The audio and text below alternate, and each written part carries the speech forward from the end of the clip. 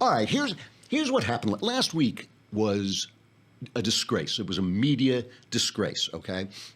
Donald Trump gets up and he gives this presser on the White House lawn, and he talks to the press for 45 minutes, right? He talks to them about anything. He answers all their questions. This is the president of the United States. He just stands there. Most transparent president we've had in modern history. He's available. He looked good. And so you know that the minute Trump looks good, they have to find a scandal. And what was the scandal? One of the reporters said to him, "Why haven't we heard from you about the 4 soldiers who died in Niger?" And Trump took that to mean, he got kind of defensive, and he took that to mean, why haven't you contacted the families of the people? I mean, I think the reporter was actually asking about the event. Why haven't you addressed these 4 soldiers' death? But Trump took it to mean this thing, and he said, I don't always call, other presidents don't always call, but he didn't say always. He said other presidents, Obama and Bush, didn't call. The press goes insane. I mean, because this whole thing is they always take, he's very inarticulate and he's got a big mouth, and they always take whatever he says in the worst possible way. That is their trick. It is their one, it's like they're like a dog who knows one trick. They take what he says. If he says, oh, there were good people, good people protesting the taking down of statues. Oh, he meant that there were good people in the neo-Nazis. So they do this to him all the time. So they now say, what a horrific lie. One of Obama's aides said, this man is an animal. He's an animal. He's just an animal. He's just saying these horrible things. Because of course Obama and President Bush did occasionally call people. Usually they send letters. There's nothing. A president cannot contact personally every Gold Star family. Would that he could, but he can't. All right. Now, this absolutely horrible woman, what's her name? Frederica Wilson, Florida Congresswoman. She comes out and she says she was listening in on a call that Trump then made to the parents of one of the soldiers who died in Niger, so David Johnson. And she said, oh, he was insensitive. He said he knew what he was signing up for. He knew what he, as if Trump were saying, he knew what he was signing up for, which obviously what he was saying is every soldier who joins knows he's doing something dangerous, but when the worst comes, it's still as bad. And the press just runs with this horrible woman, politicizing this condolence call that the president is making.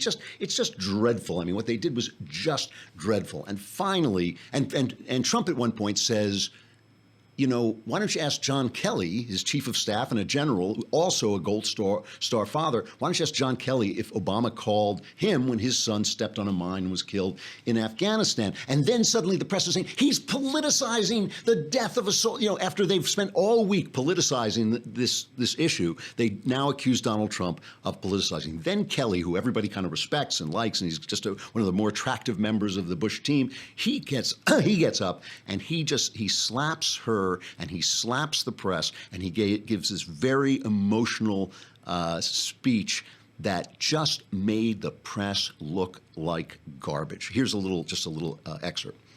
It stuns me that a member of Congress would have listened in on that conversation. Absolutely stuns me. And I thought at least that was sacred. When I was a kid growing up, a lot of things were sacred in our country. Women were sacred and looked upon with great honor. That's obviously not the case anymore, as we see from recent cases. Life, the dignity of life, was sacred. That's gone. Religion, that seems to be gone as well. Gold Star families, I think that left in the convention over the summer. But I just thought the selfless devotion that brings a man or woman to die on the battlefield, I just thought that might be sacred. And when I listened to this woman and what she was saying and what she was doing on TV, the only thing I could do to collect my thoughts was to go and walk among the finest men and women on this earth. And you can always find them because they're in Arlington National Cemetery. So he basically pantsed the media. He pulled their pants down. They just look embarrassed. So remember when Trump attacked Kaiser Khan, the Gold Star parent at the Democrat convention? And that's what Kelly was referring to when he said Gold Star parents are no longer held sacred. So he was taking a little slap at his boss there. But remember that was the worst. How could Donald Trump do this? And suddenly, John Kelly, also a Gold Star father, suddenly, at the New Yorker, they say he was using the language of a military coup. Tom Friedman, the big chief knucklehead at Knucklehead Row at the New York Times, a former newspaper, he says he sacrificed his moral authority. They're all, and Lawrence O'Donnell called him racist for attacking Frederica Wilson. This woman's horrible. This is a horrible person. I don't care if she's a congresswoman. She's just doing a terrible thing. But she was the worst. She came out and she begins to say, oh, this is a scandal that these soldiers died. It is Trump's Benghazi. Listen to this. What he needs to be doing is watching, because this is his Benghazi. See, La David was separate from the rest of the group for 2 days, 48 hours. Why?